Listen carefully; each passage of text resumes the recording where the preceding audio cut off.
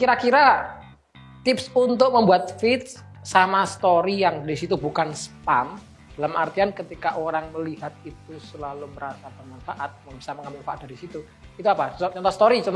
Mungkin apa story nggak harus bermanfaat semua karena kan bersifat sementara. Apa gimana gitu coba? Anda pas buat story bagaimana gitu? Ini versi saya sendiri ya. Oke. Soalnya kan yang namanya Instagram itu merupakan hak pribadi, jadi bebas bagi siapa pemiliknya untuk memposting segala macam yang ia ingini. Sehingga kita tidak berkenan untuk menilai, wah ini kamu jangan posting begini dong, kamu jangan begini dong. Ya karena itu semua merupakan hak setiap individu gitu. Ini Instagram saya, kenapa kamu ikut ngatur-ngaturkan begitu? Iya. Namun saya lebih memilih untuk memposting sesuatu yang justru membuat saya lebih bisa berkembang, membuat saya tidak berhenti pada saya yang dulu. Saya pingin dengan saya main Instagram, dengan saya main media sosial, itu menambah kualitas saya dari segi keilmuan, dari segi pengalaman, tentu juga mental. Akhirnya dari situ saya memberanikan diri untuk all out ke teman-teman, memberikan informasi, memberikan gambaran suatu masalah atau bahkan menyampaikan ilmu dalam akun Santri Mengaji yang akun resminya Instagramnya itu ya. Itu semata-mata saya niati untuk kebaikan saya sendiri, bukan supaya agar dilihat banyak orang, tidak agar kita memberikan semacam like yang banyak dari teman-teman, tidak. Tapi saya pingin dengan saya main Instagram, dengan saya bermedia sosial, satu sisi saya bisa bersenang-senang dari situ, menghilangkan kepenatan dalam aktivitas sehari-hari saya. Satu sisi saya bisa mendapat manfaat dari main Instagramnya saya itu. Soalnya yang namanya teknologi itu harus kita syukuri. Kita harus berterima kasih dengan teknologi. Karena dengan teknologi itulah kita bisa menerima informasi dengan mudah, bertukar informasi, bertukar suatu pendapat satu sama lain, yang mana itu ada di era zaman sekarang ini.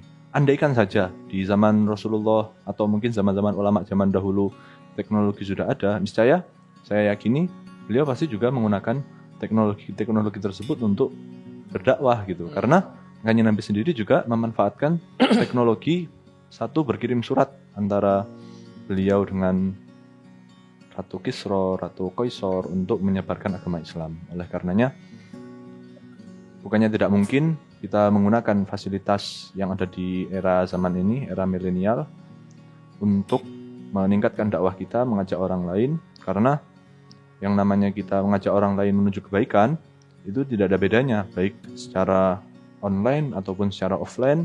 Selagi orang itu mendapatkan manfaat dari kita, kita akan mendapatkan pahala yang mengalir dari mereka. Walaupun yang katakanlah yang melihat itu cuma 1 orang, 2 orang, 3 orang.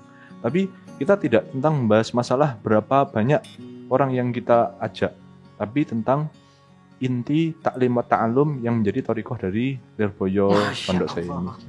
Jadi apa ya?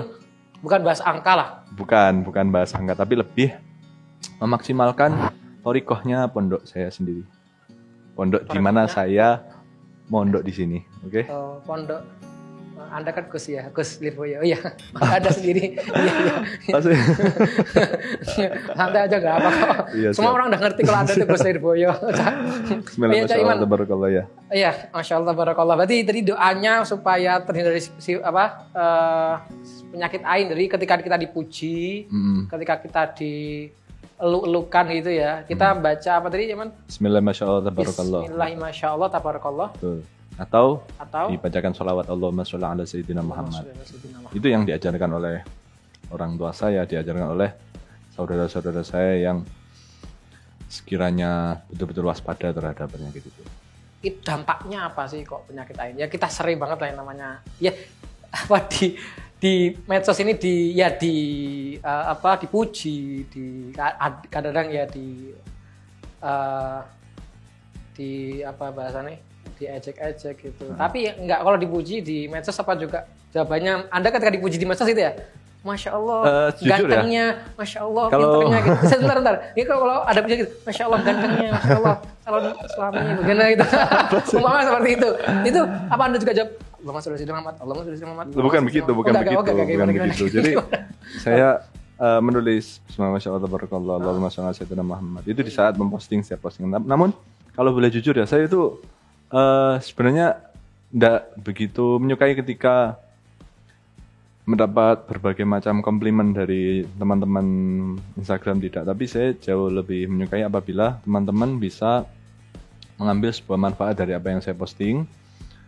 Soalnya ya sekali lagi saya kembalikan ke alasan saya yang saya sampaikan tadi pertama, bahwa kita bermedsos itu biar menjadi ladang pahala bagi kita. Caranya gimana? Yaitu bisa bermanfaat bagi orang lain. Bukan tentang apakah orang lain harus menyukai kita, apakah kita harus mendapatkan like sebanyak sekian ribu, sekian puluh ribu, tidak. Karena yang namanya sesuka-sukanya orang terhadap kita pasti tetap ada yang tidak suka. Bahkan sekelas Kanjeng Nabi pun, beliau seorang yang dijuluki sebagai makhluk yang paling sempurna di antara para makhluk. Kaliyakuti Bainal Hajari, itu tetap saja yang tidak ada yang tidak menyukai beliau. Contoh pamannya sendiri, lalu kaumnya sendiri, yaitu sukunya beliau, suku Quraisy awal-awal sangat begitu membenci kepada beliau sampai berinisiatif untuk membunuh kepada beliau. Bayangkan, beliau adalah makhluk yang paling mulia di antara semua makhluk. Tapi tetap saja memiliki haters bahasanya orang zaman sekarang ya. Siap.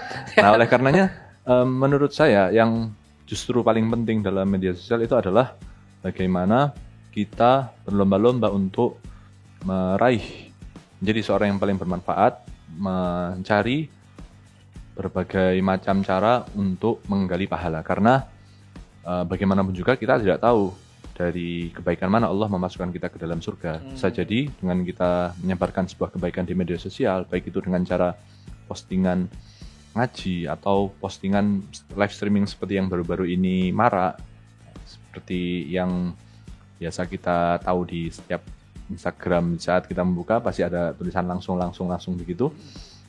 Nah, bisa jadi dengan cara itu Allah memasukkan kita ke dalam surga. Karena kenapa? Kita mendapat sebuah 3 contoh yang ada dalam kitab-kitab. 1, Imam Ghazali. Diceritakan beliau masuk surga dikarenakan apa?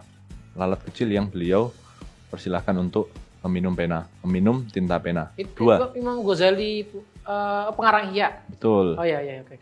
Kedua, yaitu sahabat Umar Al-Faruq atau sahabat Umar bin Khattab. Beliau juga diceritakan dalam kitab Usfuriyah mendapatkan sebuah maghfirah dari Allah disebabkan apa? Beliau menyayangi seekor burung usfur itu burung emprit. Apa bahasa Indonesianya? Burung emprit itu apa, Pak? Burung emprit itu bahasa Indonesianya ya pokoknya burung emprit lah, yang beliau selamatkan dari anak kecil yang membuat main-main terhadap burung itu. Ketiga, itu maksudnya diselamatin dari dibunuh. Dimain-mainkan yang sekiranya membuat burung itu tersakiti begitu. Paham. Dalam kitab Usfuriyah itu juga disampaikan bahwa ada seseorang yang dipandang Rasulullah dia tidak ada harapan baik sama sekali.